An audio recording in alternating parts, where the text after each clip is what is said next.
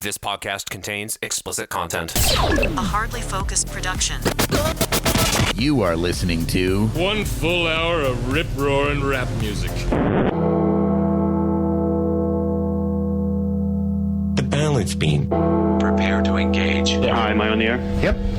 Fuck. The Acc and Jack Show.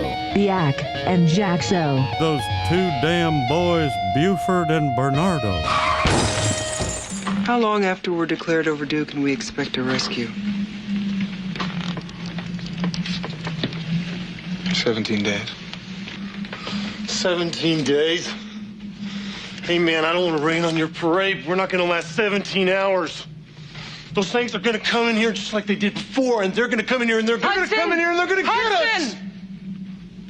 This little girl survived longer than that with no weapons and no training. Right? Why don't you put her in charge? You better just start dealing with it, Hudson. Listen to me. Hudson, just deal with it because we need you, and I'm sick of your bullshit.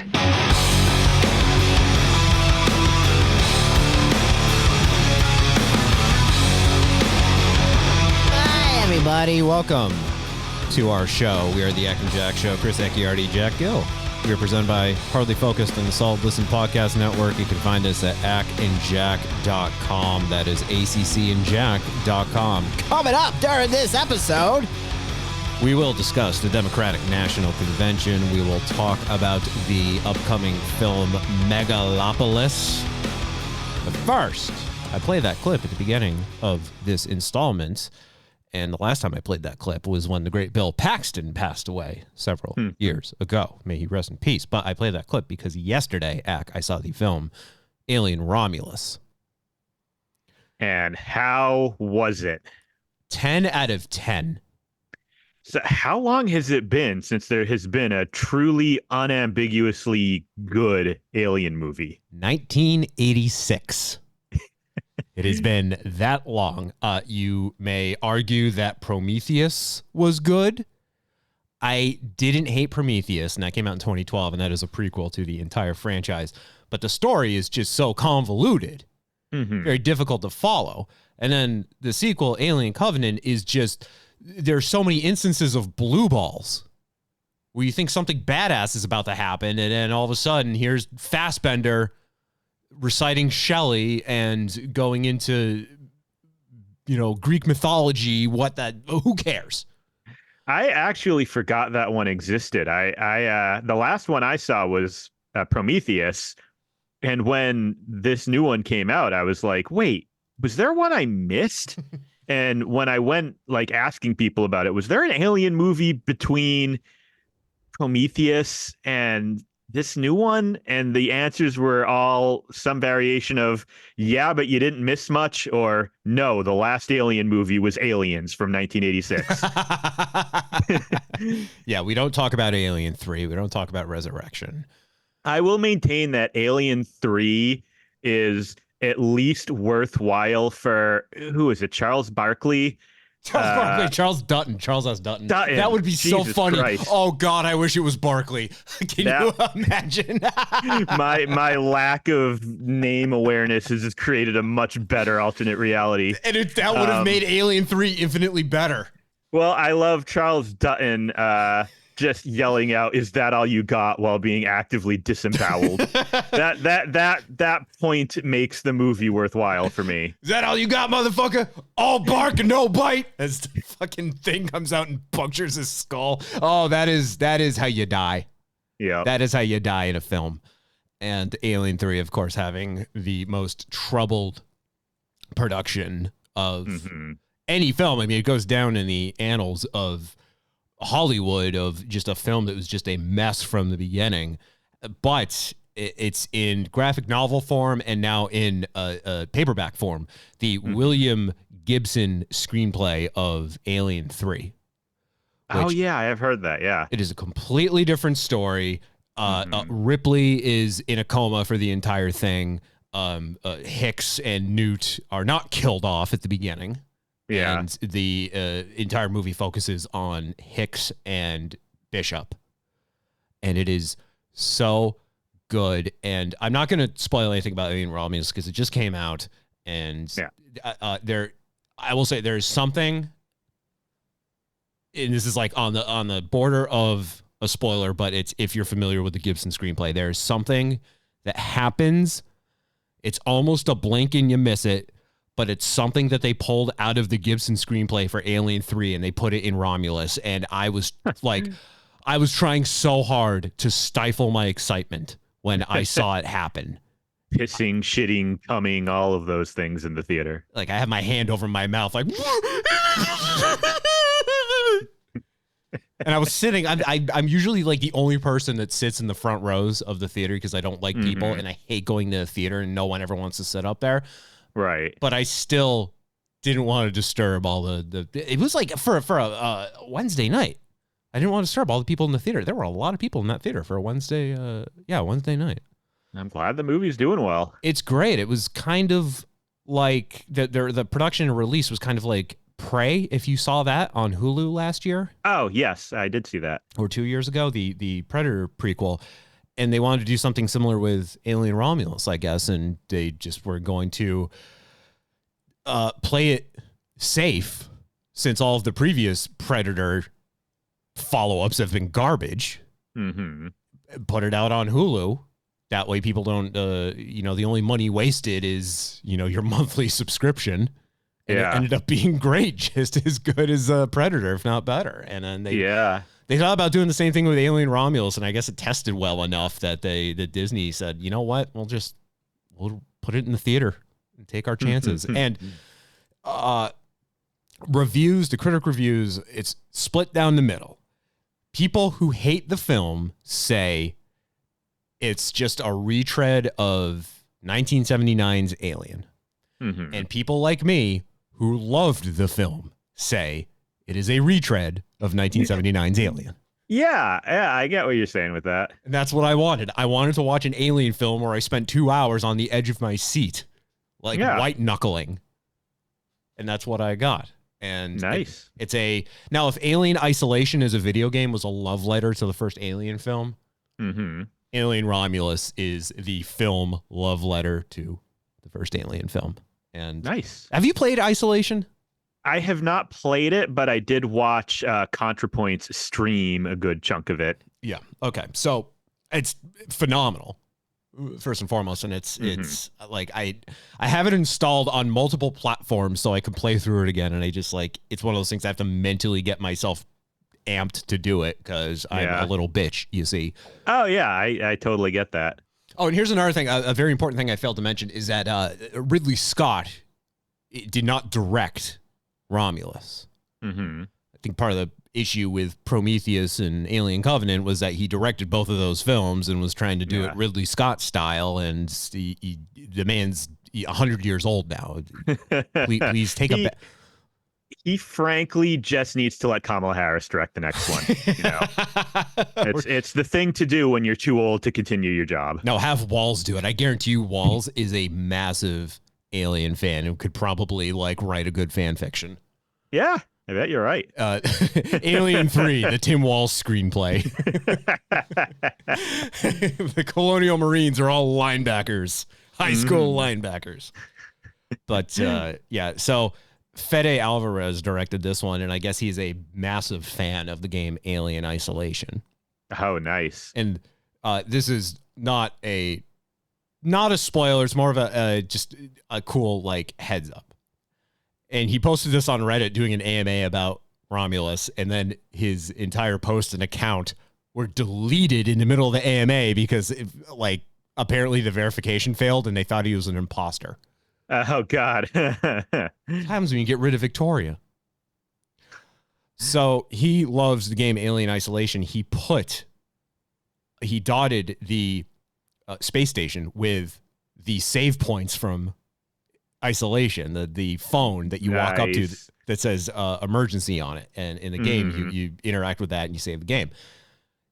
Alvarez said in his AMA, not a spoiler, but when you see one of those show up in the movie, just know something's about to happen. It's the character should be saving their game right about now. Correct.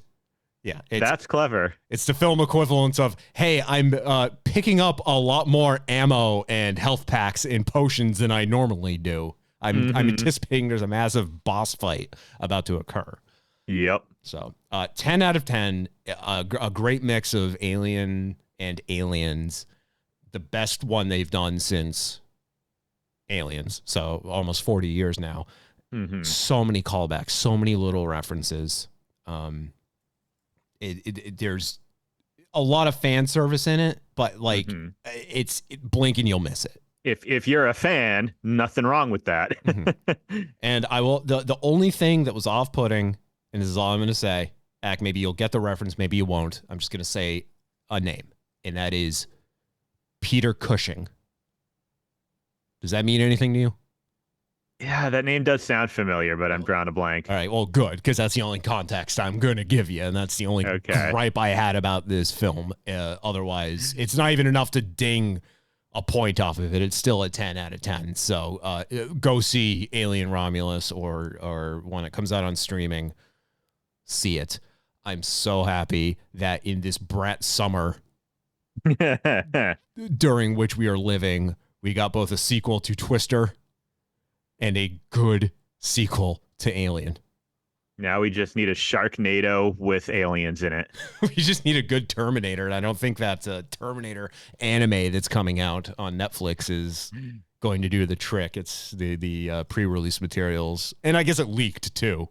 There's some massive leak, and I guess the early reception is not positive, so it's unfortunate. But anyway, so that's Alien Romulus. But the big thing that's going on right now, obviously, is the DNC. Imagine we'll be talking about that for a hot minute here. But first and foremost, Acc, I don't know about you, but despite just the glowing positivity and the numbers going up, the polls turning around, and watching Trump's side crash and burn in the the interviews they're doing, the rallies, what have you, and then just seeing everything on Kamala's side going up, I am still incredibly scared and terrified of what's going to happen in November. I'm beyond scared. Yeah, I mean, same. I think 2016 was a traumatizing event, and we realized if it can happen once, it can happen again. Don't get complacent, by the way, you listening to this episode. Do not get complacent. Don't think that just because everything is going great right now means it's going to last through the next 2.5 months. You know what I feel like? Do you remember that scene at the end of The Incredibles when the son is in the race and the family is trying to cheer him on to do good, but not too good? Yeah. That's how I feel about the poll numbers, because if you remember in 2016, Hillary Clinton was polling like 20 points ahead of Trump as late as October. I mean, it was basically guaranteed. No one on any side thought there was any outcome other than her winning. And I think that directly led to a lot of people who didn't really like her, who would have, if they thought it was close, voted for her, but feeling like she had it in the bag, said to themselves, all right, I don't have to. We're good. So I'm kind of like with the polls right now, looking at them, I want them to be good. I want us to be ahead, but I don't want them to be too good. I want them to be a little bit close so people are still freaked out enough that they go out and vote. You want them to be exactly where they are right now. I'm looking at 538.com, and it's I've never been I've never been a political person. I don't like, and I'm still not even into like the nuances of it. I just really don't want that goddamn felon and that couch rapist to, because a couch can't consent. It can't talk. Yeah, exactly. It's not sentient. I do not want them in office. But I'm looking at 538 every day, and you're looking at it right now. It's even the polls ending today for the general election. I mean, the point difference is minimal. Yeah. You got 4%, you got 6%. I mean, it sounds like that's where you want it, Acc. Yeah, and I mean, one thing that's interesting is, given how heavily polarized we are as a cunt. As a cunt? That was it. Can you hear me? Yes. Okay, yes. In the middle of saying country was a great time for me to accidentally unplug my microphone. That's hilarious. I would normally edit that out of the recording, but where you stopped was great. Isn't that a South Park bit where Jimmy is with the stutters trying? Oh no, you're a continuing source of inspiration. He just keeps going. You're a cunt. You're a cunt. You're a cunt. How about this classic? Knock knock. Who's there? Orange. Orange who? Orange, you glad I didn't say Orange, you glad I didn't say Orange, you glad I didn't say Orange, you glad I didn't say banana? Wow, what a great audience. So we're so divided as a country that if those results held true and Kamala got about 5% more than Trump, that would be an absolute blowout. Right, like we're never, like the old days of like the Reagan 48 state sweep. Mm-hmm. I don't think we're going to see that in my lifetime. I think we're looking at basically 45 to 55% being the biggest blowout you can possibly get, no matter what. It's going to be close. There's no way it's always going to be close. Yeah, I mean, again, Biden got a few million more in the popular vote than Trump. But again, you look at the Electoral College at the states that were the closest to flipping, and it was like, what, 50,000 votes across the country that if they had gone the other way, Trump would have won. Not enough to... It's always going to be close. Yeah, it's not enough to trigger a repeat of the 2000 election, but still enough to set the felon over the edge. Yeah. And I mean, there's no scenario where he's not going to claim it was rigged, right? Like, I do think it would be good to run up the score as much as possible so that as many people as possible realize he's just an idiot who's just screaming incoherently about how it was rigged. Mm-hmm. But, he's going to claim it was rigged no matter what. And the closer it is, the more people are going to be willing to believe him when he says that. Right. It's just going to be a lot harder to pull off the shit he pulled off 4 years ago because he's a civilian right now. He may be a former president, but he pulls that stunt again. The official act immunity that he apparently has, I don't believe that applies this time around. I mean, I was hoping this would have happened on January 20th, 2021, and it didn't happen. Where the second Biden is sworn in, federal agents show up and put Trump in handcuffs. That's what now I'm hoping it happens again on January 20th next year. Mm-hmm. By the way, 270towin.com. This is another website that it's been a nice few years of me not having to look at this website. But here I am looking at it again. That's the nice thing about Trump not being in office. You can occasionally not think about politics. When Trump is in the news, he's everyone's problem. He's just constantly doing things that make us have to think about him. Yep. And that sucks. I like being able to go a few days at a time without thinking of Joe Biden. I think that's pleasant. Yeah, this is something that we were even saying on this show for a very long time. It was going to be really nice to not have to be stressed out and care about politics, period, where we could just hopefully... Now, it's never going to happen. Now, maybe 20 years from now, but that definitely not anytime soon where you won't be able to have any semblance of a civilized conversation about politics. It's always going to be weaponized now, but it's going to be great to just not have to hear that guy's name anymore. Trump's just, in case it's like him going to jail or like the next trial or what have you, or the sentencing that hopefully doesn't get delayed.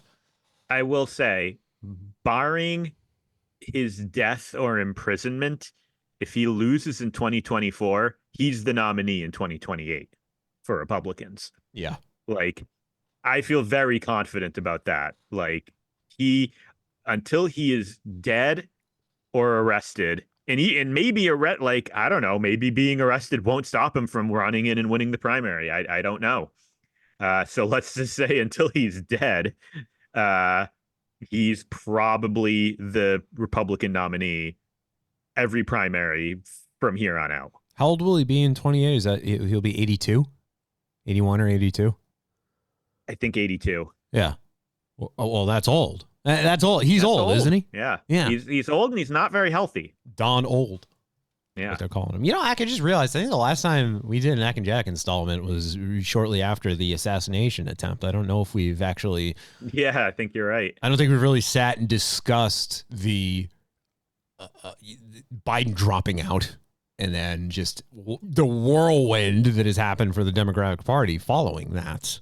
Yeah, I do recall, because we had Nate on with us that time, right? We did. And I think he asked me point blank, do I think Biden should drop out or not? And I said, I really don't think he will. And then again, like 2 days later, this is why you never listen to Acc when he makes predictions. This has happened before where I've made some bold prediction and then been proven wrong almost immediately after the episode goes live. But yes, I believe I was saying it would surprise me immensely if Biden actually dropped out. And I was terrified. When I first read the news, my stomach dropped. And now, mind you, I like Kamala Harris quite a lot. But I was just expecting chaos. I thought, 10 Democrats would suddenly announce they were running for president, and we'd have like a crazy divisive shotgun primary, less than 6 months away from the election. I was like, oh, this is going to be fucking awful. And then when over the course of the next few days, everyone across the entire left of center political spectrum got behind Kamala, I was stunned. I was like really surprised that happened, and pleasantly surprised. It seems to have been without a doubt, the best decision possible. We're in a much better vibe than we were before Biden dropped out. Yeah, and I don't want to jinx anything by saying this. I will knock on particle board as I do lightly because I don't want to set my dogs off. But we spoke years ago about Biden's age and just the different possibilities of Kamala taking over, because he could drop dead in office. That is a possibility given his age. Yeah. Or what I was anticipating what happened is that he successfully runs for re-election, gets reelected, and then almost immediately, using his age and health, invokes the 25th, and Kamala then becomes president, but then by default, and not having to campaign and right, I guess, save the party. But we were all skeptical, like, how's that going to work? Is she going to be good? Could she do it? And I mean, I guess we're going to find out tonight, because she has really been keeping things close to her chest over the past, not even 2 months at this point. It's been 50 days or something? A little over a month, I think. Yeah. Yeah. It was like early July, I think. I'll tell you, it was July 20th, I think, because I was at the theater with Stefan watching Twisters, and I had to step away, drain the weasel, as they say, and checked my phone and had about 100 notifications about Biden dropping out of the race. I'm like, dude, literally, I've been in the movie for an hour. I can't do something for an hour and not have some massive world event occur. I think I do recall you finally joining the group chat late and just being like, did something happen? Did I miss something? Like, hey guys, Twisters was a really good movie. What's going on? Yeah, that it's been a whirlwind of a month. And didn't she make how much money did she make in one day of fundraising? Wasn't it more than Biden had accomplished in terms of fundraising? It broke a world record. I think it was the most ever raised by a candidate in 24 hours ever. I donated that, and again, I donated that day out of fear that it was going to be chaotic, and I donated to her just hopefully as many people as possible can show they just want it to be her, so we don't have a horrible, messy last-minute primary. Yep. And I'm wondering if tens of millions of people had the exact same thought of please no one else fuck this up. Let it just be her. We don't need a primary right now. Right. I'm going to say this right now. If everything works out in our favor, then January 6th or whatever day next year that the certification process happens, and then on Inauguration Day, mobilize the goddamn army.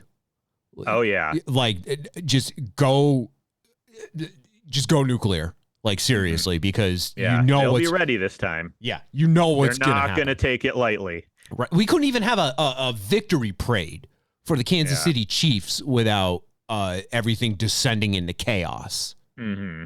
Like, have the army on standby. I don't care if my taxes go up to fund them having to work a couple of days next year to protect us, but it's going to be a shit show because if she gets elected at the inauguration, it's going to look exactly like it did in 2008. Mm-hmm. It's going to just those photos of the Washington Mall and everything would just the millions of people that showed up for that. Yeah. And it's going to be just massive, just like absolutely historic. There's going to be a trash can man from the stand. Stephen King's The Stand. Trash can man is going to show up with a nuke in a shopping cart.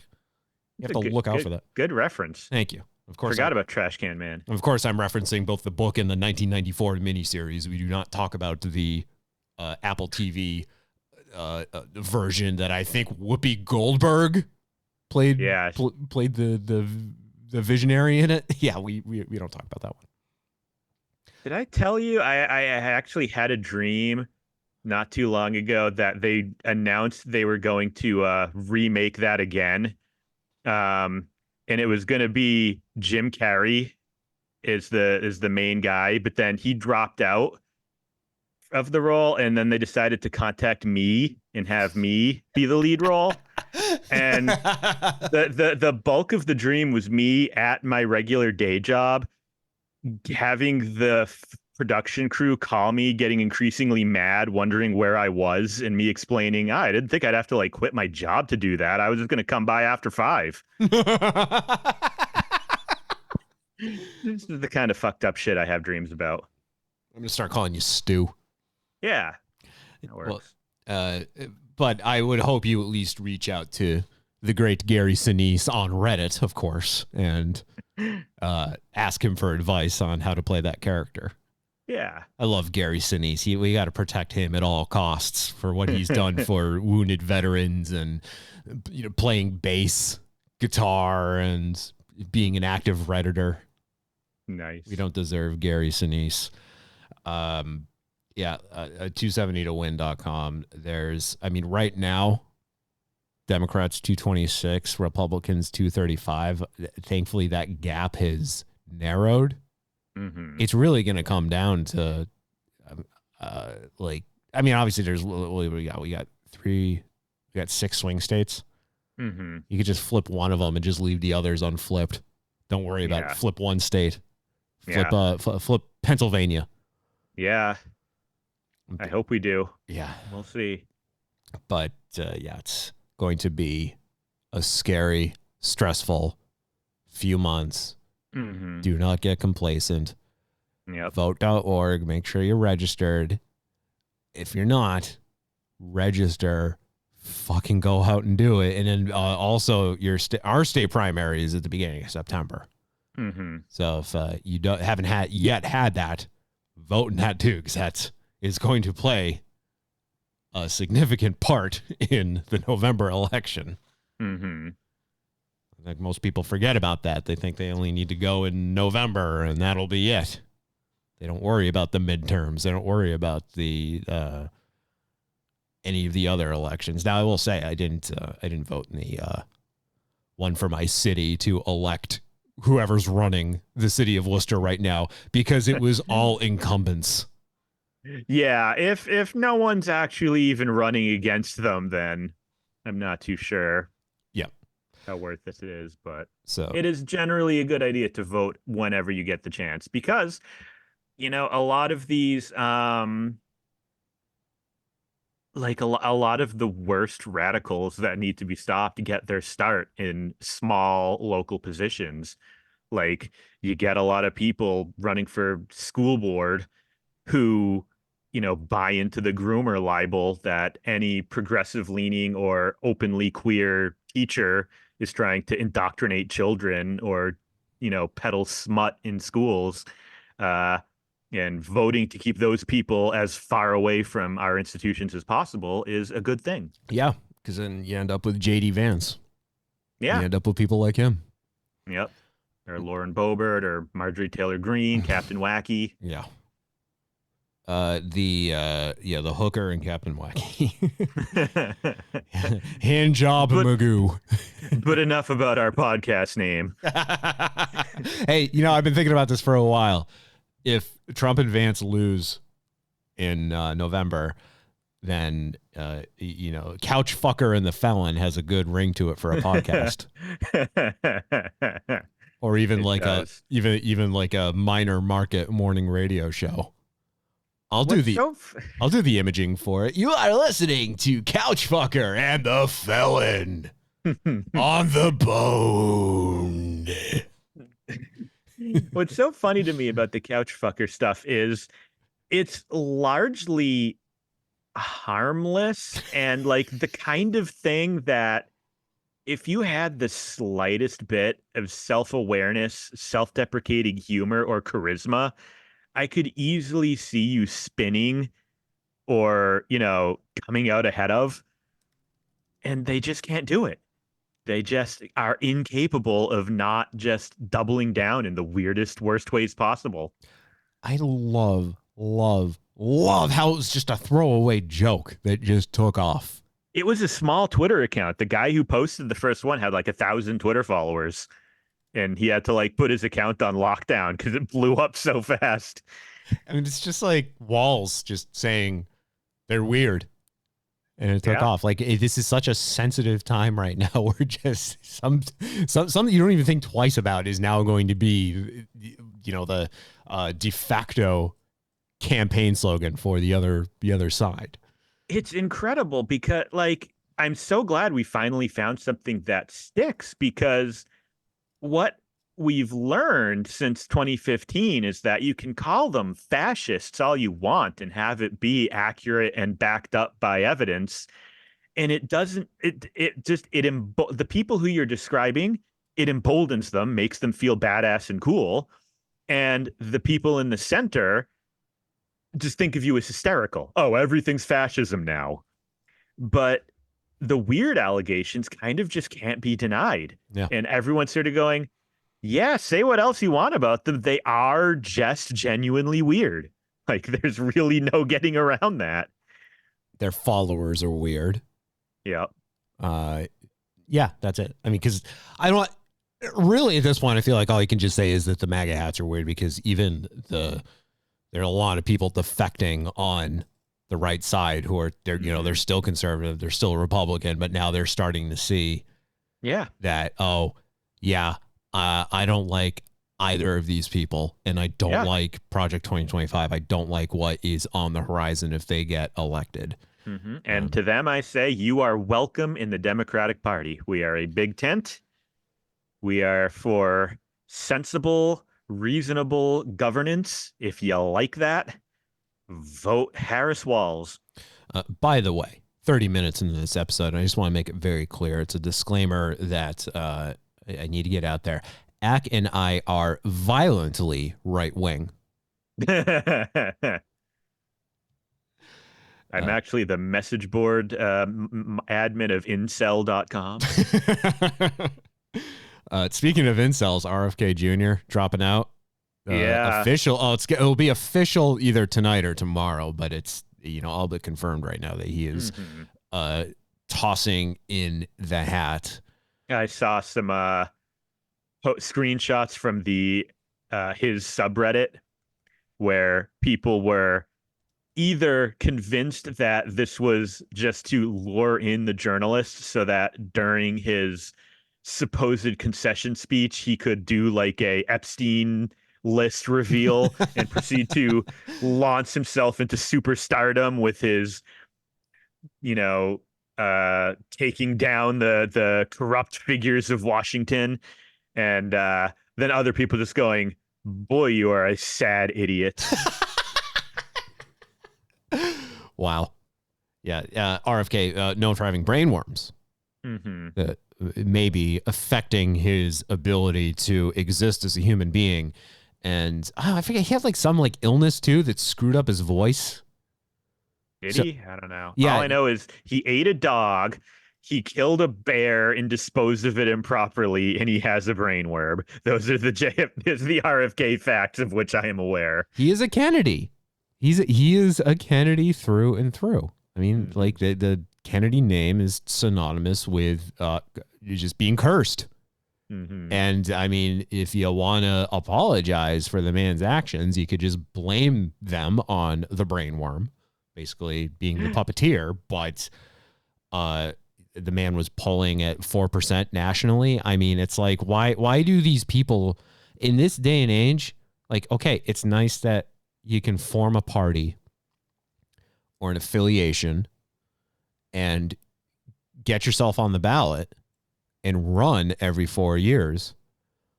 But why are you doing it other than to show that you can and to tell people that you did it? Like, right. Like, why is Jill Stein always doing this? Why is RFK going to run as an independent? Like, nothing has occurred. I guess we got close to it until a month ago when Joe dropped out, but nothing has occurred in the last, as far as I've been alive anyway, where someone has said, hey, you know what? I'm going to vote independent because that seems like the best option. Yeah. And I mean, you know, I get why it's a popular mindset to be sort of anti-establishment, anti the two-party dichotomy, to want to see yourself as an outsider. I think, unfortunately, the ones who run for president every 4 years are just grifters, because if they weren't, I think they would make any attempt at all to make a grassroots political movement any other time for any other office, right? You don't see Green Party candidates running for Congress and Senate and Attorney General and Governor and any other local state races you could care to name. You don't see that happening because they don't really have a vested interest in gaining power. They have a vested interest in critiquing power. And Jill Stein has an interest in lining her bank account with donor money every 4 years. And then she retires and doesn't peep her head up again until it's like a few months before it's time to announce her candidacy again. You know, to me, it's a very obvious grift. And I'm sympathetic for people who want a meaningful third party. But, the third parties we have are not giving them what they want, are not providing a useful, meaningful alternative. Imagine being Jill Stein, being a doctor and making doctor money and saying, hey, you know what? This simply just isn't enough. I'm going to run for president. Yeah. And get people to donate to me. Like, come on, lady. It's implied that you have some degree of intelligence by being a licensed physician. But what do I know? I mean, I think she's smart. I think Jill Stein personally is just your run-of-the-mill grifter and liar. I think she's perfectly capable of knowing what she's doing, and she's aware that what she's done works for her is a good way to make money. Now, to pivot here, because I'm on Threads, and we're at Hardly Focused on Threads. And on MSNBC, did you see the kid hold up his phone during the live shot? No. So I'm blanking on the guy who is speaking on MSNBC. I'm going to remember his name the second we go off air here. But while he's talking, this kid in the background just walks up behind him, holds up his phone, and just it's white text on black, big enough to be made out on the camera, and it says, and I quote, J.D. Vance fucks couches. Nice. It is been broadcast on MSNBC. That means it is official. Nice.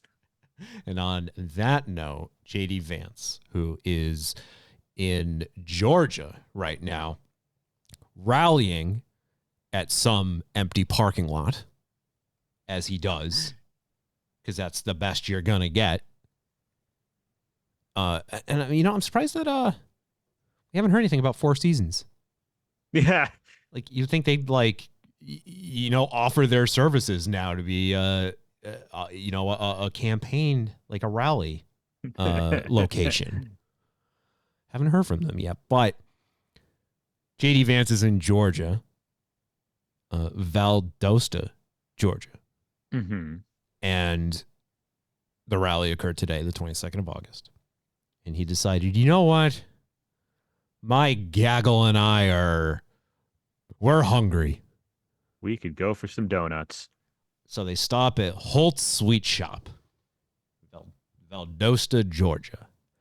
And the whole thing was caught on camera because, of course, these things are caught on camera because it's usually the campaign filming it because they want to show everyone the nice moments they have with normal people.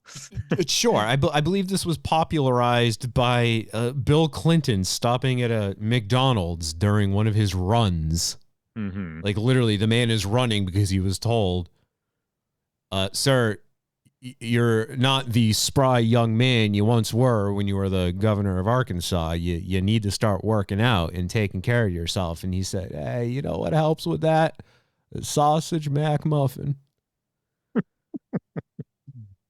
My name's Bill Clinton, and I'm running for president. Can I get a number 2 with hash browns? So, and then Obama. I love watching those videos of Obama and Biden just going to different, fast food restaurants, just takeout places. You and I back in 2008, we were playing audio of them just going to different joints. I remember a drop that I used to love playing was Obama trying to order fries, and they tell him at the register, like, oh no, we don't do fries, we do tater tots. And he's like, well, how can you vouch for your tater tots? And that was great. And when everyone was, getting all in his tizzy about who Kamala's VP pick was going to be, and I honestly did not give a shit at all. Like, I mean, I was curious, but like, people were getting so worked up, like, if it's this Midwestern white man instead of this other Midwestern white man, I'm not voting anymore. Like, just the most melodramatic bullshit. But my stance on it was, it's not really going to be about their individual policies, because almost every Democrat in the area is going to be very similar to each other in terms of voting record. It's going to be someone that she gets along with and can, like, appear organically to be having a good time with in front of a crowd or on camera. Mm-hmm. And I think Walz clearly was the right pick for that. Yeah. Like, because you can picture them going to a burger joint and just having a genuinely good time.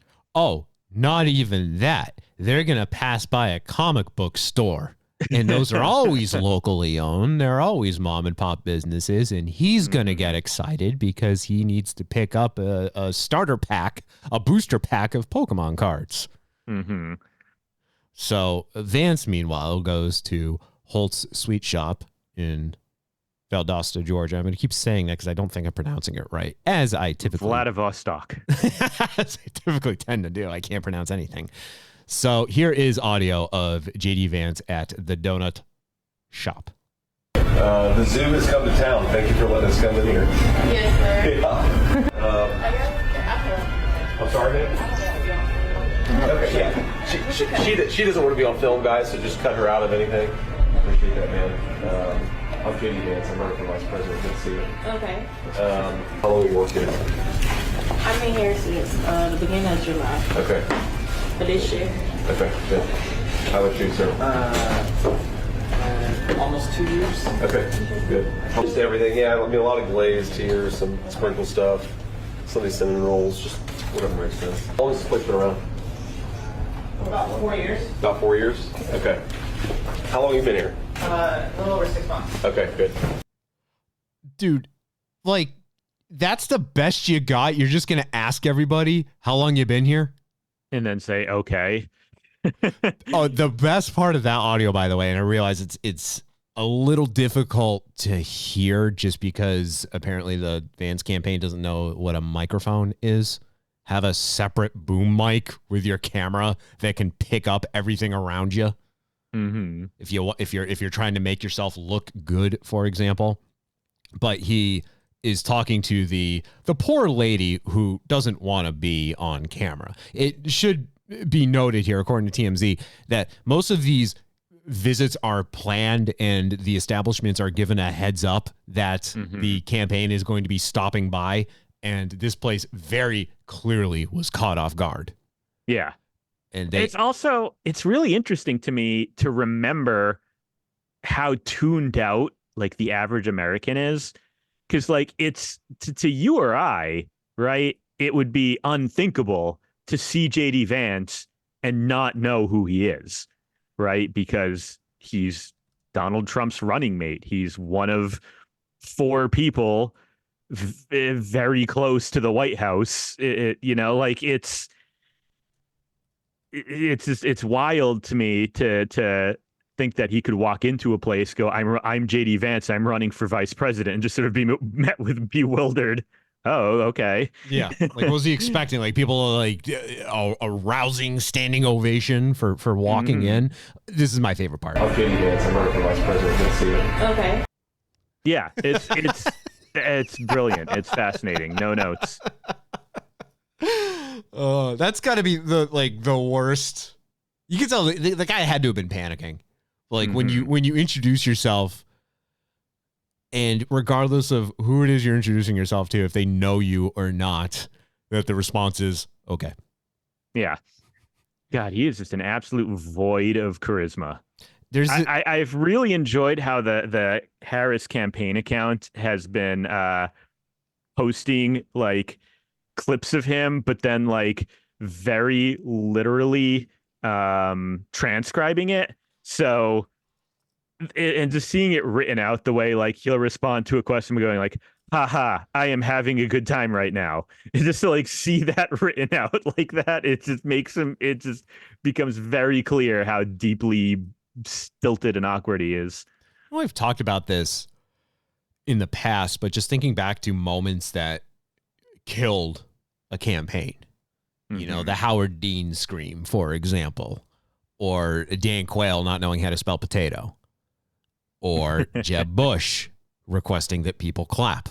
And yet nothing with this campaign. It's like it's Teflon. It can't be destroyed. It can't be punctured. You could be convicted of 34 felonies and still have a good chance at winning. Like, I don't get it. You could fuck couches and people could be like, oh, I'm cool with that. I was just browsing my Twitter.com, never known it as X at any point, timeline. And I see that Elizabeth Warren, during her speech tonight, said, do you trust Donald Trump and JD Vance to look after your family? I wouldn't trust them to move a couch. Right when that whole couch thing started, I was reading an article about how Vance was struggling to find like a good location to have one of his rallies, like one of his first rallies, and the top comment on it was, yeah, because every one of them is within 500 feet of an IKEA. So him at this donut place and him just asking every single person how long they've been there reminds me. I see this show up on Threads, and I see it show up on Reddit every once in a while. It's a text exchange, and person A is saying, "So you ghosted me," and person B says, "No, I didn't. Your conversation skills were below par, and I carry the conversation all the time. You are nonchalant, inexpressive, and your idea of taking an interest in me was a constant, 'How was your day?' Having a conversation with you was not mentally stimulating. I didn't ghost you. I just stopped entertaining mediocrity." Wow, I don't think I've ever seen that. And yeah. So how long you been working here? That's great. Like, imagine if he just like went back to like the woman that didn't want to be on camera. They blurred her face, by the way, so she still ultimately was recorded. And just goes around and just like, so how long you been working here? Like, I just answered that for you, you fucking Chase Long violator. Okay. Thank you, TMZ, for that. And then, okay, the DNC, the big thing, last night, Wednesday, 21st of August, the day of my dog's birth. Aww. Happy birthday, Cooper. 8 years of Cooper. Can you believe that? That's actually really surprising. Wow. Yeah. 8 years went by fucking fast. And he still acts like a goddamn baby. He still acts like not just a puppy, but just the thankfully we're not chewing on stuff and we're housebroken, but just it's the other dog, Jace, and he's a few years older and he's just chill. He'll just sit on the couch and he's just happy to be here. Meanwhile, Cooper's just but I love him so much. So we celebrated his birthday by watching Tim Walz effectively introduce himself to America, even though we know so much about him already. And so they're showing him give his speech, and then even before he went up there, they're showing shots of his family. And in Gus Walz, his son, his 17-year-old son, they keep showing him, and the kid is in tears. He looks inconsolable, but it's not obviously tears of grief, of sadness. It is tears of joy, of excitement. Yeah, he's proud. The kid is overwhelmed to see his father up there on stage. And by the way, Tim Walz, Jerry Gergic. Like, I swear to God, I mean, the punching bag on the entirety of Parks and Rec. And then that episode when Leslie stops by his house and is coerced into having breakfast with him and Gail and the daughters. And she's like, oh my God, this man is like, everything about this man's life is perfect. Yeah. Like Tim Walz, the Walz family sings a song at the breakfast table every morning. Do you know that the actress who played, I believe, Millicent Gergich, I swear to God, this is true. Her name is Katie Gill. Huh. And her father, Jack Gill. Wow. The famous Jack Gill, the one who's like the stunt coordinator for like every film ever made. That's his daughter. That's funny. I tried saying that to my own Katie Gill when I made that revelation, when I tried to share some trivia with her, and her response was, I want a divorce. So that's what did it. That was the straw that broke the camel's back. So I'm seeing them show Gus, and I'm thinking to myself, I'm like, okay, like I love seeing this. This makes me happy that the kid loves his father so much. But immediately I'm like, oh my God, this is going to get weaponized. This is someone is going to be a flaming asshole, and they're going to make fun of the kid for crying on national television. And then we all learn that he's got a nonverbal learning disorder, Gus Walz does. NVLD, as it's called. And as I've learned, NVLD can overlap with, but is otherwise misattributed to ADHD. So you see nonverbal learning disorder. I see this, and everyone's hanging on Gus while he's crying and applauding, shouting, "That's my dad." Now I see nonverbal learning disorder, and I'm thinking like, okay, well, I know people whose kids are nonverbal. I'm immediately thinking nonverbal, like autism. So the fact that he's up there like verbalizing and saying that's my dad, I'm like, oh my God, cool. Like, he is so overwhelmed that he's actually speaking. But then I find out he's cured. That's it. Want to cure your kid's autism? Simply run for president. Be a likable candidate. Oh, that'll carry your kids straight.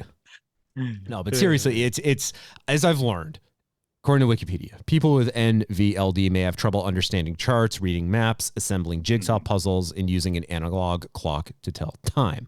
Clumsiness is also common in people with NVLD, especially children, and it may take a child with NVLD longer than usual to learn how to tie shoelaces or ride a bicycle. As adults, tasks such as driving a car or navigating to an unfamiliar location may be difficult. Difficulty with keeping track of responsibilities or managing social interactions may affect job performance. I have NVLD.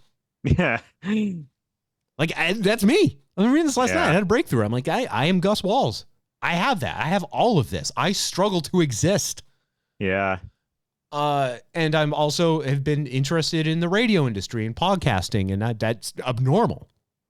So, I mean, I have to have what Gus has. But anyway, it was very encouraging to see that within a half an hour of the speech concluding, my Threads feed just being filled with, at Hardly Focused, being filled with people praising Gus and crying right alongside Gus and saying we need to protect Gus at all costs. And I 100%. When I said get the military on standby next year, Gus Protection Squad, you gotta make sure that kid has the highest degree of Secret Service detail. But Ann Coulter, who is often mistaken for a wild horse. Ann Coulter, unfortunately, still alive. She decided, there's just a famous expression, fuck around and find out. And Ann Coulter decided, you know what? I think I'm going to fuck around because what's going to happen? So she posts a picture to Twitter of Gus crying, and she puts the caption, talk about weird. And I would say in a microsecond, about as long as it took Skynet to decide the fate of human existence, Twitter turned on her, and it wasn't just the remaining left side of Twitter, the liberal side of Twitter. It was literally every facet of Twitter. If anyone was on her side, it was a bot. Yeah. And the tweet was very quickly deleted, but she found out because now, as I found out, like, it wasn't immediately obvious unless like you knew everything about the Walz family. And I think they showed it in the biographical film, but like nobody knew that Gus had this issue. Yeah, I certainly didn't. And then you see the kid up there crying, and then you learn about it, and you realize, hey, it would be a really shitty thing to do, Donald Trump, make fun of people with disabilities. Right. And yeah. So some of the responses to Coulter before she deleted her tweet were great. Chris Wozny saying, I know that you don't have any children, and I know no one loves you, but it is not weird for a child to love their parent, at Ann Coulter. We call your side weird for wanting credit for crowd sizes. You call our side weird for loving our family. I'll take our side any day. Yeah, and I mean, it's just really great to see like a positive example of a man being emotional, right? That's what's so like noteworthy about this is our society is very much angled against letting men cry or be proud or visibly overjoyed for a loved one in public. And so I understand why conservatives would be confused or weirded out by that, but I think it's wonderful, and I hope we see more of that going forward. Agreed. Normalize being a male and crying like a little bitch, like myself. Yeah. I was in tears yesterday thinking about Cooper turning 8 years old, to which Becky said, hey, my dog is older. Yeah. And I'm like, oh, yeah. I'll cry over him, too. It is so weird what'll get you. it was like a month or two ago. My last good cry was watching How to Train Your Dragon for the first time. Yeah. Because the dragon rolling around on its back in a field at one point just really reminded me of my cat Dexter. Oh. And like I just lost it. I just started bawling my eyes out. And it's just like it's weird because like I can actually look at pictures of Dexter and be fine. But for some reason, watching this old children's movie just unexpectedly hit me right in the fucking solar plexus. And I just became a mess. But, you know, I think it's good to be at peace with that emotional side of yourself. Dexter was a stray, wasn't he? He was, yeah. He just showed up at your parents' doorstep as it typically goes. And you know what, Acc? You gave him a good life. Yeah, no, we had him for 14 years. That's fantastic. Pretty much my entire adult life. Yeah. He was like, for a cat, he was so fluffy and he looked like quintessential cat. And I'll always remember he would walk up to me and he'd want me to pet him. So I'd be petting him. And this would go on for about 5 minutes before he decided, hey, you know what? Go fuck yourself. And the claws would come out. Yeah. After a while, he never did that with me or Stephanie, though. Like, he was the cat. Like, they talk about, you know, there are cats where they want you to pet them anywhere, but they have, like, if you touch their stomach, you're going to die. Yeah. Dexter, no, he was 100% comfortable with us. He never, like, for the last 10 years of his life, never got angry with us or attacked us or anything. He was just completely at ease. That's fantastic. Like the last 10 years. I mean, that's oh yeah, quite a while. That's good. Yeah. That's really good. Yeah. So I'm learning. Probably not that long. Probably like 7, but sure. Still. I'm still learning about cats every day, having never owned any myself, and learned that if a cat is showing its stomach to you, then that is, I guess, the sign of ultimate trust, because that is their, you know, they will defend that to their grave. Yeah. And Ted, who I have learned after taking him to the vet for the first time, is not the fattest of my 2 cats. Ted loves belly rubs. He just, since he was a baby, he loves them. And Bill would kill you if you tried to touch his stomach. And only recently has he finally come around to it, realizing, hey, you know what? This ain't so bad. Yeah, it's cute. But what makes me emotional? What did I think of? And this leads into my next question for you, Acc. But when Avengers Endgame, when I saw that in the theater, I have never reacted emotionally to anything like that before. And from the moment we see Scarlett Johansson's final scene, that's when it just started. And it's like, okay, I can compose myself. I can try to bring myself back in. And then at the end, when the blip happens and you hear Falcon say, on your left, that was just it.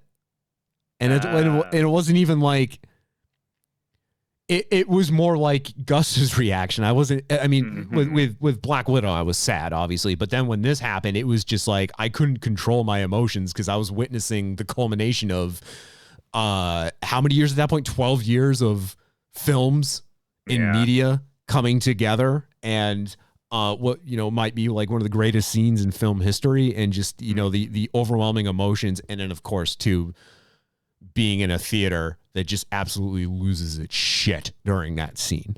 Like, it was just, and I'm just, you know what? Normalize that. I didn't care. I was sitting next to Gruff Magoo, and I was just crying like a bitch next to him, and I didn't care.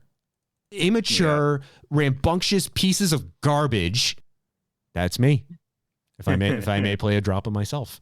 But yeah, anyone who is attacking Gus Walz deserves to just be shot dead.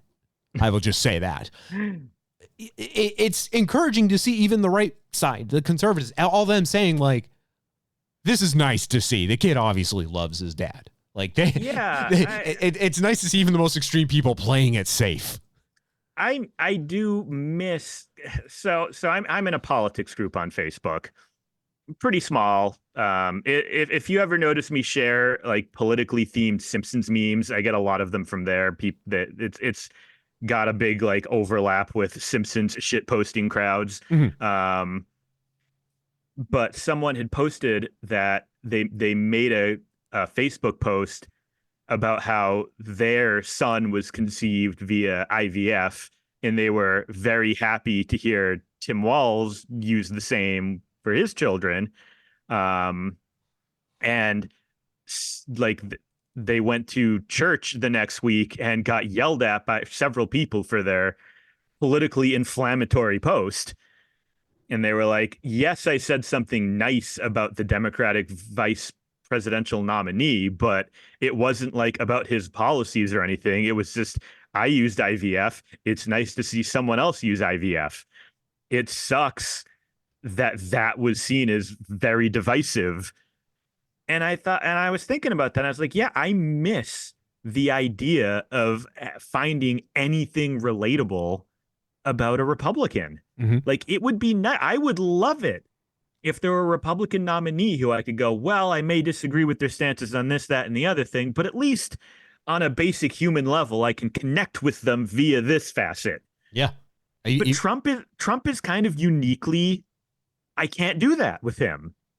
He's just such a vile sack of nothing that everything about the movement he's cultivated, it's like I really can't imagine anything about him that would make me go, oh, well, I find that relatable. There's nothing. It sucks. Right. And even if there's something that's relatable, you don't want to relate yourself to him. Right, exactly. Yeah, like if you got shot in the ear, for example. I have to play this.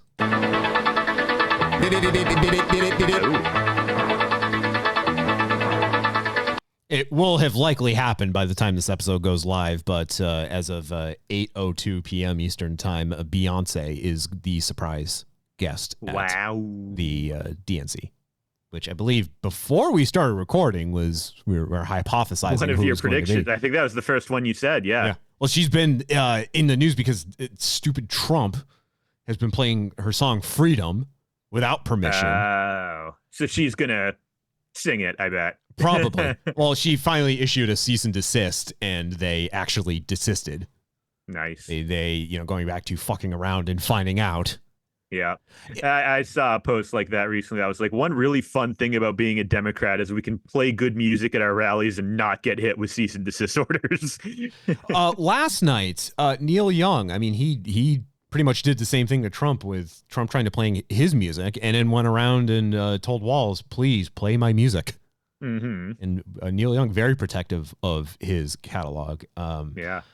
And again, I want to go back to Gus. I want to ask you about this. I want your opinion on this, but I just got to say, Stephen Chung.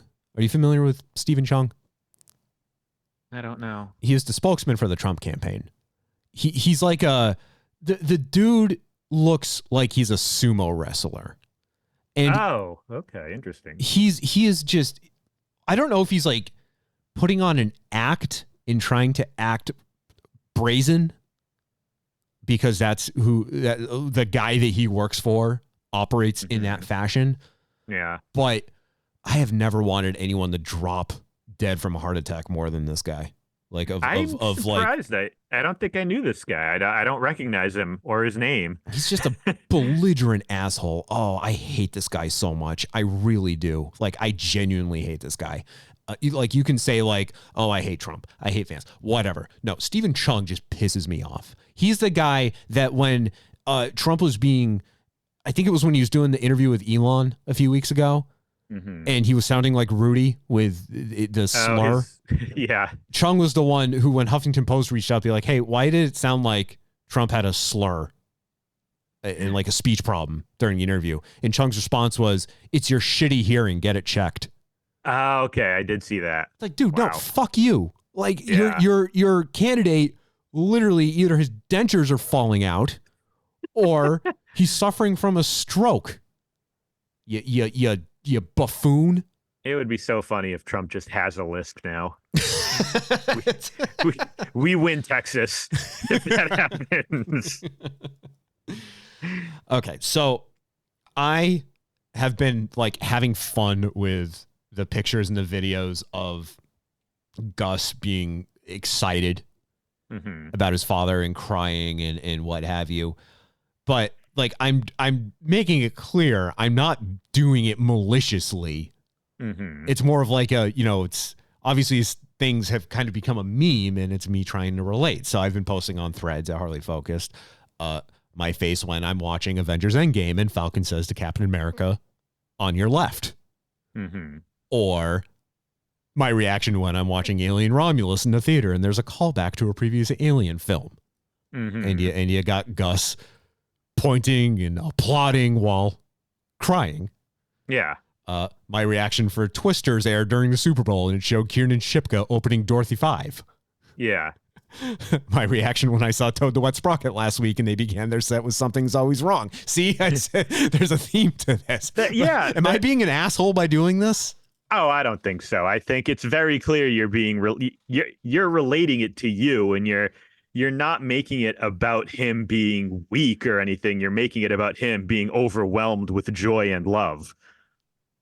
I think that's clear. Okay, thank you. Yes, that's it.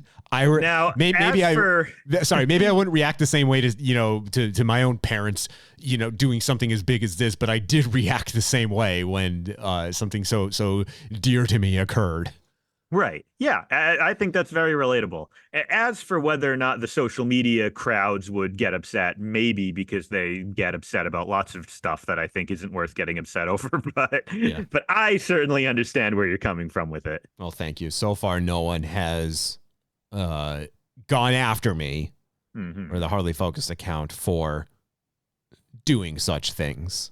They seem to be right there along with me, finding their own things that they could be overly emotional about. But right. Well, like I said, it's going to be a stressful couple of months. Yeah. And I'm hopeful. I want to see this work out in our favor, but I mean, I really hope we learned from 2016. I really hope we did. Yeah, I do too. And again, I am also hopeful. I will remain hopeful, but not complacent. There will always be a bit of anxiety in the back of my head. But let me put it this way. If after everything that's happened, Donald Trump is still able to win, that's indicative of a deep social rot in our country that can't really be fixed by minor things. Like, people like to say, like, oh, Hillary should have campaigned more in Wisconsin, like, you should do this thing instead of that other thing. And it's like, yeah, but at this point, if people are still voting for Trump, there's nothing like that would like change or make it different. So I just hope we get our shit together. Yeah. I mean, at that point, if he gets elected, and it's obviously the MAGA has this power that they were able to really hone in on. I mean, at that point, I welcome a nuclear war. Just put us out of our misery. All right. We'll end. Oh, before we end, it's been in the back of my mind. Tim Walz, Sega Dreamcast fan. Yes, and call back to the last time I was on the show.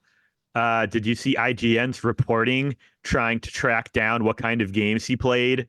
Found a former staffer willing to testify that he was a big fan of Crazy Taxi. Fuck yeah. Oh, hell yeah. I hope he's through legal means. I hope he's like me, where once he starts playing, he has to get an S rank. What are you, stupid?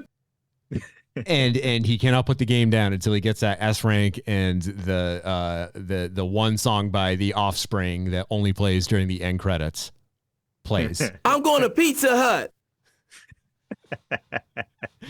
Yeah, and people are like, oh God, who was it? It was Charlie Kirk who was like trying to dig. Boy. Yeah, he was like trying to dig on Walz for being 35 years old and being obsessed with his Sega Dreamcast and having Gwen take it away from him. and being like, is there anything more sad than being 35 years old and being in video games? Like, dude, go fuck yourself. I wouldn't know. Go fuck yourself. I'm happy he's a Dreamcast stan. And you know what? I may plug it again, and Acc, I'll have to really like show it off to you, but my little Anbernic device here, this little handheld doodad, can play Dreamcast games. Nice. Mr. Walz, if you're listening, $40, anbernic.com. Load up some it comes loaded with on Air Force too. Yeah, it comes loaded with Dreamcast games, man. You can just it's got the first 2 Crazy Taxis preloaded on it. Like, go ham, dude. Oh my god. Go ham. Please. All right, time for this thing. This is the end. The Acc and Jack Show. The end. There's a film coming out soon called Megalopolis. I keep wanting to call it Metropolis. I first read it. I read the name as a Megamind sequel. Okay. That's where my brain went. Not like we don't have enough of those already. But Megalopolis is Francis Ford Coppola's next big film. I mean, someone else who, like Ridley Scott, should probably hang it up at some point, given his age. But the film is coming out soon, and the trailer for it was revealed yesterday, the 21st of August, and then within 12 hours was taken down because the trailer featured quotes, like it's self-deprecation from Coppola, quotes from film critics blasting his previous works. So he could be like, hey, critics didn't like my past films like The Godfather and Apocalypse Now. So to them, I say, go screw yourself. Mm-hmm. And then we find out that none of those quotes are real. And that these critics largely did not say these things. Or if they did, they were not saying it about him and his work. Whoopsie.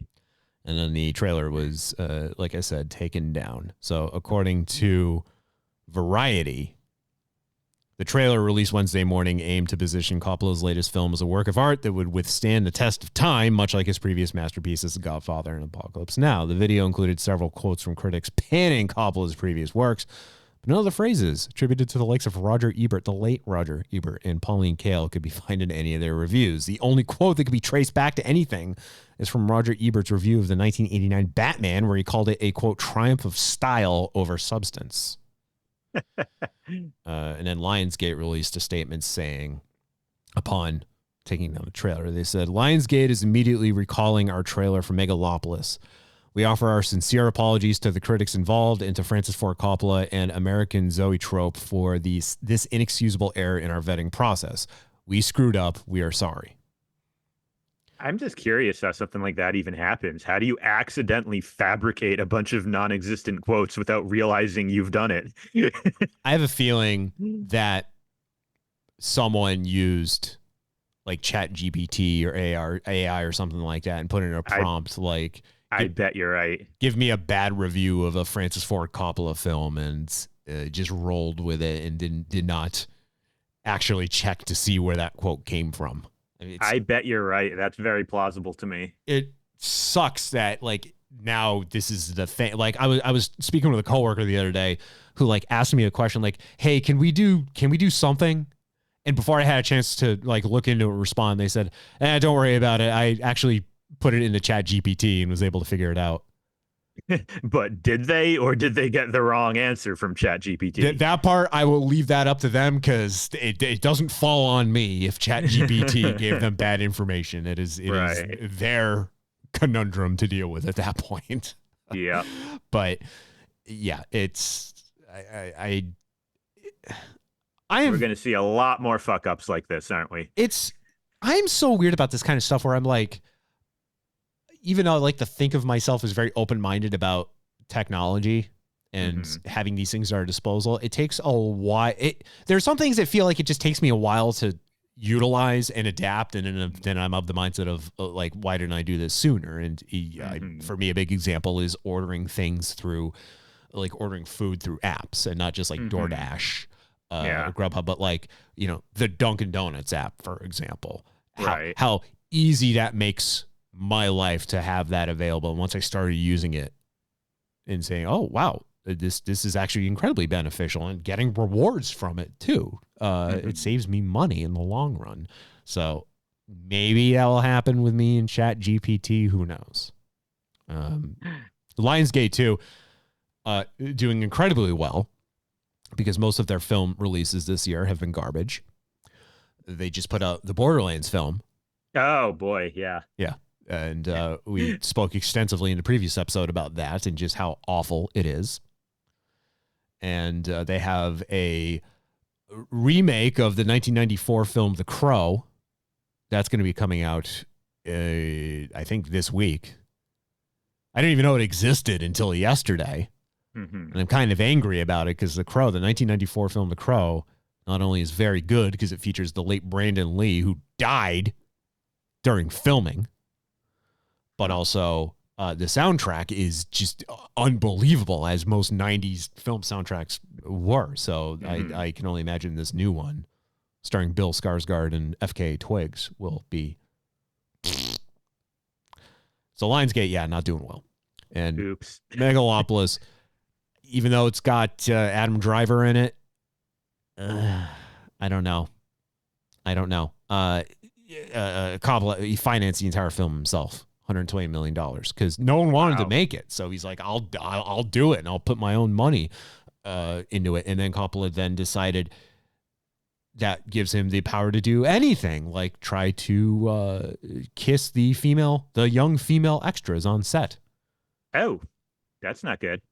Accusations have come out against him about his unprofessional behavior.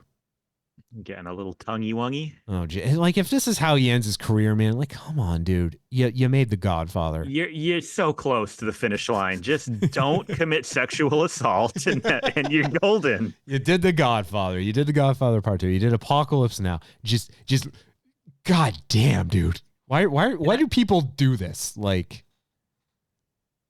I don't know why my brain is like this, but for some reason I always get Apocalypse Now and Armageddon mixed up. Which is the one that's about an asteroid and which is the one that's about Vietnam?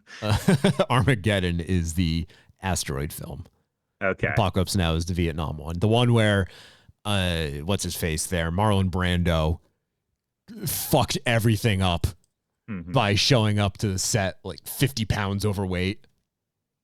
And that's why he's hidden in the shadows for his entire duration during the film, because they're like, yeah, Kurtz is supposed to be like skinny, lethargic looking, because he's a maniacal deserter, and it wouldn't make sense for him to be like 280 pounds right in the jungle.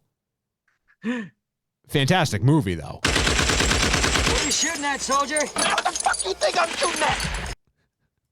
It's a great film. Who's the commanding officer here? Ain't you? Do you know that Martin Sheen, when he was filming that, had a heart attack? No. And if he had like an almost fatal heart attack and like had to drag himself, like he I think he like went out into the woods or something, or like into the jungle, and then had the heart attack and had to drag himself back to like civilization. Jesus Christ. And somehow didn't die. That's impressive. Yeah. And then The Godfather too. There's a thing that happens in films. And an immediate example I can think of is Aliens and the guy that played Apone. But it's called I believe it's called automated dialogue replacement, ADR.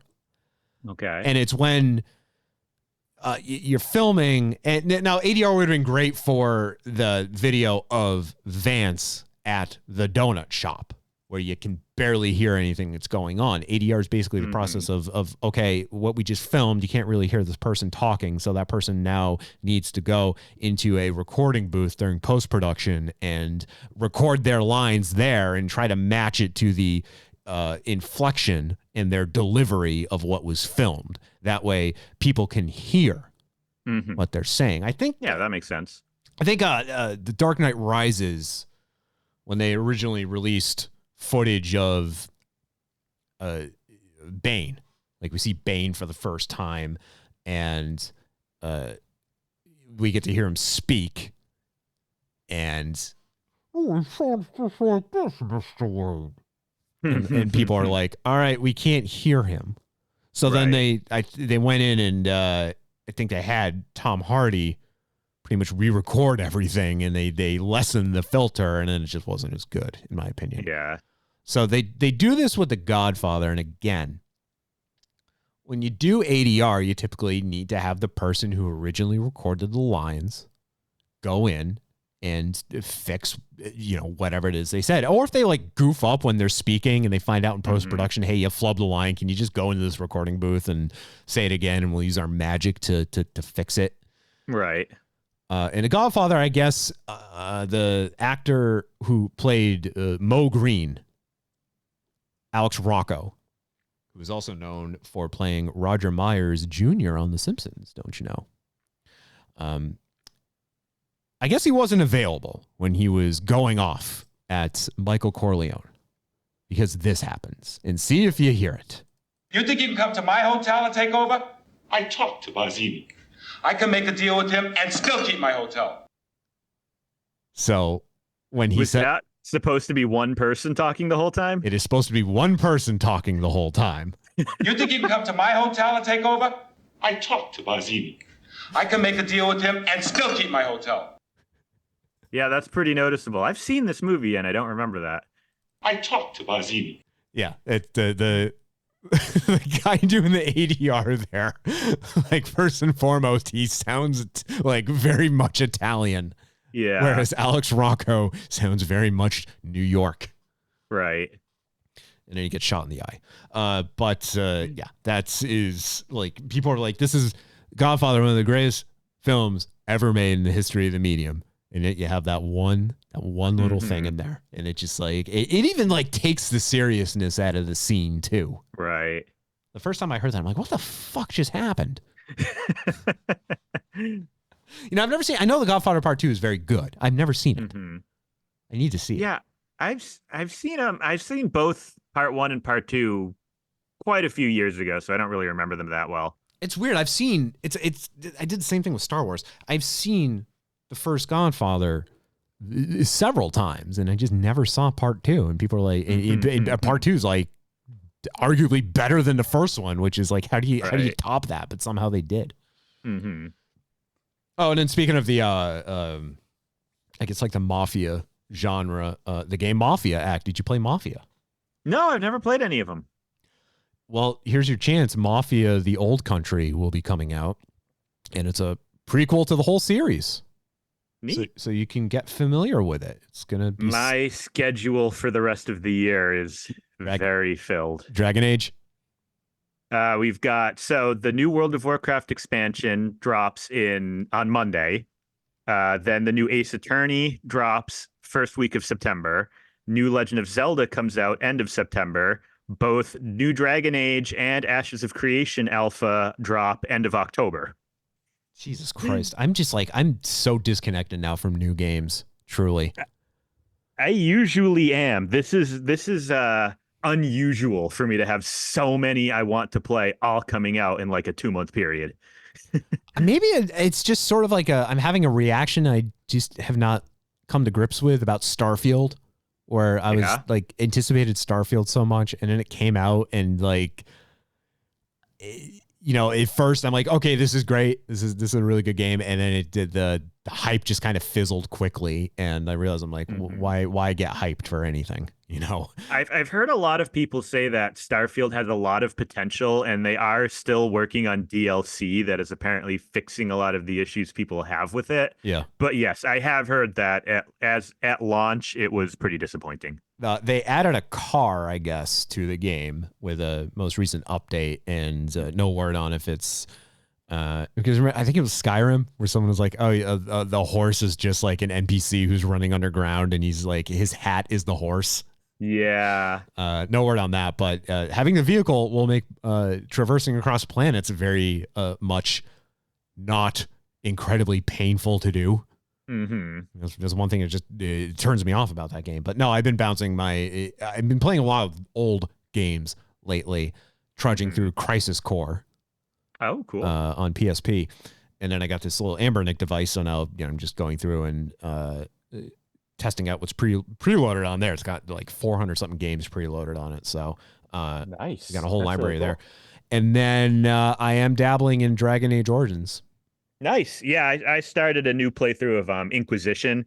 I knew there was no way I'd be able to get through Origins 2 and Inquisition before October, so I just skipped Inquisition. Okay. I'm almost done with that. Yeah, I'm not very far into Origins, so I'm still very early on. I mean, I like it. It's just a matter of I need to make sure my attention is, I can sit down and play and right. That's every BioWare game is a lot of words. If you don't want to sit through a 40-minute cutscene, play a different game because you might have to do that at any moment. I'm at this point in my life now where I'm like, I have the time. I can sit. I can do whatever I want. I can be an adult, and all I just want to do is fall asleep on the couch. And when I sit on that couch too in my living room, the second I sit on it, it takes everything in my being to not fall asleep on it. Mm-hmm. It is. There are worse things you could do on a couch. Danny Bonaducci, thank you, Acc. Danny Bonaducci. And I finally loaded that in Azara Radio, so it's there. I didn't mention. I wanted to mention at the beginning of the show, but I was so excited about Alien Romulus. So we have new shirts, new designs in the Hardly Focus store, hardlyfocus.com/store, and my tests will be arriving soon.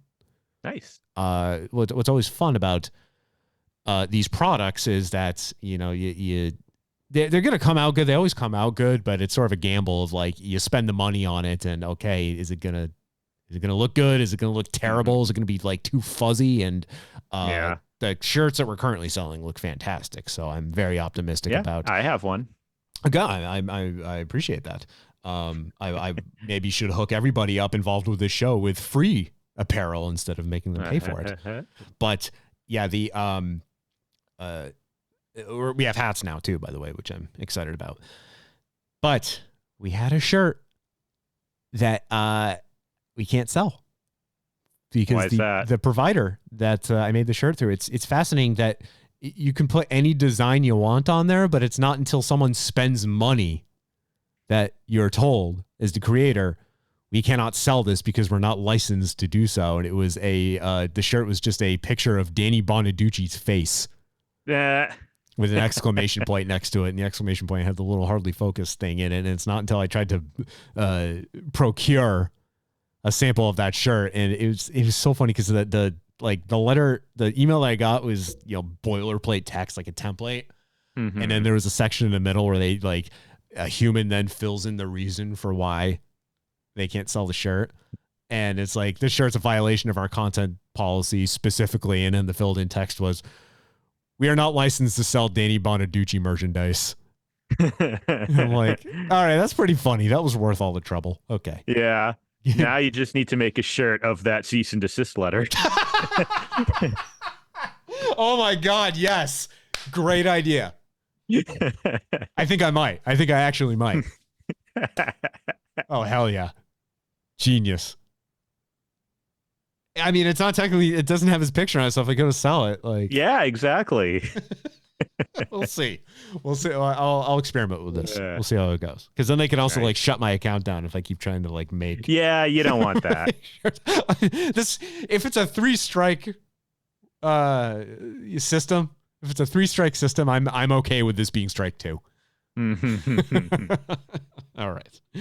Very good. All right, Acc, thank you. This was cathartic. I've been wanting to get a lot of my thoughts and feelings about the upcoming election off my chest. So yeah, always happy to chat about that. For the rest of you, thank you for listening. Hardlyfocus.com/store for the new merch. Hardlyfocus.com/coffee to buy us coffee, because that's a thing. And then threads at Hardly Focused. And yeah, that's it. All right. Thanks for listening. We'll talk at you next time. See ya. Bye. Goodbye. Goodbye. Goodbye.